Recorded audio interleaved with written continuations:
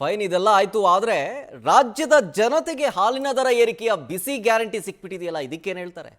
ಹಾಲಿನ ದರ ಏರಿಕೆ ಚಿಂತನೆಗೆ ಸಾರ್ವಜನಿಕರು ಮಾತ್ರ ಸಿಕ್ಕಾಪಟ್ಟೆ ಆಕ್ರೋಶವನ್ನ ಹೊರಹಾಕ್ತಾ ಇದ್ದಾರೆ. ಓಕೆ, ರೈತರು ಬೇಡಿಕೆ ಇಟ್ಟರು ಅಂತ ನೀವು ಅವ್ರ ಬೇಡಿಕೆ ಈಡೇರಿಸಿ ಕೊಡ್ತಾ ಇದ್ದೀರಿ. ಸಾರಿಗೆ ಅವರು ಕೇಳ್ತಾರೆ, ಈಡೇರಿಸ್ತೀರಿ. ಸರ್ಕಾರಿ ನೌಕರರು ಕೇಳ್ತಾರೆ, ಈಡೇರಿಸ್ತೀರಿ.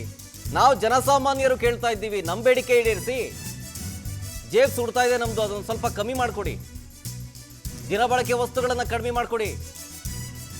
ರಾಜ್ಯ ಸರ್ಕಾರಕ್ಕೆ ಸಾರ್ವಜನಿಕರು ಒತ್ತಾಯ ಮಾಡ್ತಾ ಇದ್ದಾರೆ.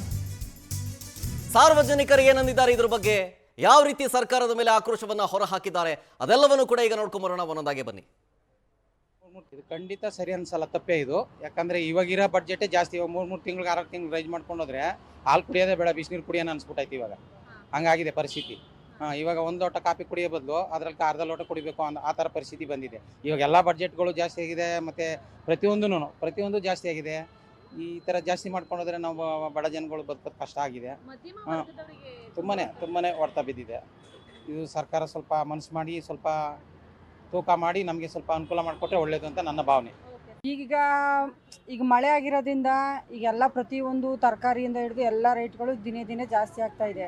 ಈಗ ಮೊನ್ನೆ ನೀರಿನ ಬಿಲ್ಲು ಕೂಡ ಜಾಸ್ತಿ ಮಾಡ್ತೀನಿ ಅಂತ ಅಂದ್ಬಿಟ್ಟು ಇದು ಮಾಡಿದ್ದಾರೆ. ಅದರಲ್ಲಿ ತಿರ್ಗಿ ಹಾಲಿನ ಬಿಲ್ಲು ಜಾಸ್ತಿ ಮಾಡ್ತೀನಿ ಅಂದರೆ ನಮ್ಮಂಥ ಮಧ್ಯಮ ವರ್ಗದವ್ರಿಗೆ ತುಂಬ ತೊಂದರೆ ಆಗುತ್ತೆ ಸರ್. ಆದಷ್ಟು ಸರ್ಕಾರದವರು ಯಾವುದಕ್ಕೆ ಕಮ್ಮಿ ಮಾಡಬೇಕು, ಯಾಕಂದರೆ ದಿನನಿತ್ಯದ ಬಳಕೆ ವಸ್ತುಗಳವು, ಆದಷ್ಟು ಅವು ಕಮ್ಮಿ ಮಾಡಿದ್ರೆ ನಮ್ಮಂಥವ್ರಿಗೆ ತುಂಬ ಹೆಲ್ಪ್ ಆಗುತ್ತೆ ಸರ್. ಆದರೆ ಭಾಳ ತೊಂದರೆ ಆಗುತ್ತೆ ಪಾಪ, ಸಾರ್ವಜನಿಕರು ಬದುಕೋಕ್ಕಾಯ್ತಾ ಇಲ್ಲ. ಇವಾಗಲೇ ಎಲ್ಲ ರೇಟು ಜಾಸ್ತಿ, ತರಕಾರಿ ರೇಟು ಜಾಸ್ತಿ. ಹಾಗಾಗಿ ಹಾಲಿನ ಬೆಲೆನ ಮತ್ತೆ ಜಾಸ್ತಿ ಮಾಡೋದು ಬೇಡ ಅಂತ ನನ್ನ ಅನಿಸಿಕೆ. ಸರ್ಕಾರ ಇದ್ರ ಬಗ್ಗೆ ಹೆಚ್ಚಿನ ಗಮನ ಕೊಟ್ಟು ಸಾರ್ವಜನಿಕರಿಗೆ ಅನುಕೂಲ ರೀತಿ ಮಾಡಬೇಕು ಅಂತ ನಾನು ಕೇಳ್ಕೊತೀನಿ. ದಯವಿಟ್ಟು ಯಾವುದೇ ಕಾರಣಕ್ಕೂ ಹಾಲಿನ ಬೆಲೆ ಜಾಸ್ತಿ ಮಾಡಬಾರ್ದು ಅಂತ ನಾನು ಮನವಿ.